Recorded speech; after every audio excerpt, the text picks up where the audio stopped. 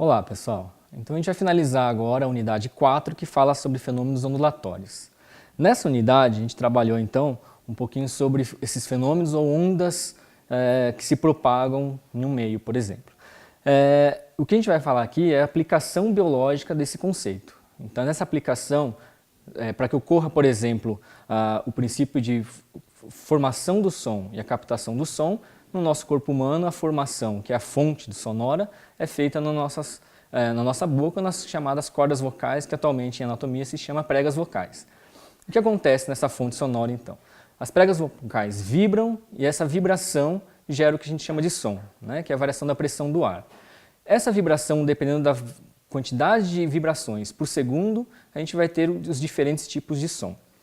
E na audição, então, a gente tem o nosso ouvido humano captando essas vibrações, né? Então, essa diferença de vibração entre uma vibração mais rápida ou mais eventos por segundo ou menos eventos por segundo vai dar o que a gente chama de frequência. Então, o nosso limite auditivo, a gente tem um limite auditivo de 20 Hz a 20 kHz. Então, se a vibração do ar for feita de 20 vezes por segundo ou 20 mil vezes por segundo, nessa faixa a gente consegue escutar. As baixas frequências, né, próximo dos 20 Hz, a gente chama de sons graves. E conforme vai aumentando a frequência, a gente chama de sons agudos. A intensidade do som vai dizer o quanto de força ou pressão que esse som vai fazer, por exemplo, nos nossos tímpanos, que vai captar esse som. Então, essa intensidade, né, o volume do som, a gente fala que é uma força dividido pela área, como a gente já viu lá no conceito de pressão. Então, nessa força, né, dividida pela área, a gente vai medir na unidade decibéis. Então, em unidades, em valores mais baixos, né, próximos dos 10 decibéis, por exemplo, é relacionado como se fosse a queda de uma folha de uma árvore caindo no chão. Então, esse é um barulho mais embaixo que a gente tem. E os valores próximos a gente tem como limite saudável do som, né, que não prejudica a nossa audição, é próximo dos 90 decibéis. Acima de 130 decibéis, a gente já tem algo como dor, uma certa perda de audição, momentânea ou até permanente, dependendo da intensidade e o tempo que a gente tiver exposto a esse som. Na audição, então, a gente vai verificar aqui na figura como que o nosso ouvido escuta esse som. Observando então a anatomia do nosso ouvido humano, a gente verifica de uma forma bem simples nessa figura que a gente tem um canal auditivo, né? Nesse canal auditivo o som chega vibrando, essa vibração vai ser captada por essa membrana é o tímpano. Conforme a vibração, a frequência de vibração desse som, esse tímpano vai vibrar. O tímpano vibrando vai fazer uma ampliação com esses 3 ossos do nosso ouvido. Esses 3 ossos terminam aqui na cóclea, que tem um fluido. Nesse fluido, a vibração que é amplificada do som que está chegando no tímpano vai vibrar também todo o fluido que tem aqui dentro.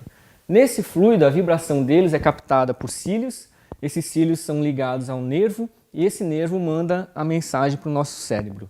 Então, a vibração que vier aqui, diferença de som que chegar, o nosso cérebro acaba captando com o nosso nervo. Com isso, a gente tem uma aplicação interessante do som, que no caso, para a gente, é o que chamamos de ultrassom.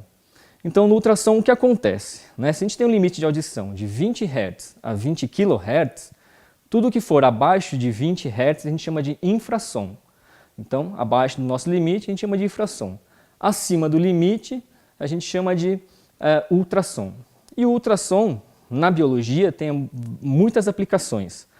Como, por exemplo, a gente pode verificar que alguns animais escutam na faixa do ultrassom.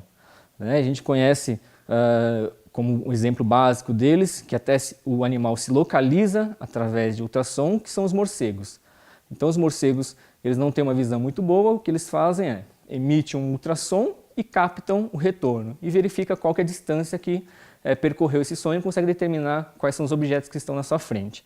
Então, basicamente, ele enxerga com o ouvido, né, como a gente diz. Além dos morcegos, a gente tem golfinhos, gatos, cachorros que também escutam na faixa do ultrassom. Então, existem alguns casos de animais que escutam, né, na verdade, algum barulho ou coisa desse tipo, antes da gente, porque, na verdade, eles conseguem escutar na faixa do ultrassom. Na aplicação ainda da ultrassom em baixa intensidade, a gente tem, por exemplo, os reflexos ultrassônicos ou a utilização de ultrassons para localização em sonar, por exemplo. Em alguns casos também, o ultrassom é utilizado também para fazer imagens. Como a gente tem a emissão do som e a volta, como se fosse um eco, a gente consegue determinar imagens, como é o caso da ultrassonografia para fazer a imagem de um bebê, de um feto, por exemplo. Então as aplicações são várias e a gente vai ter várias aplicações, desde som até ultrassom, para finalizar essa parte do nosso conceito de ondas sonoras.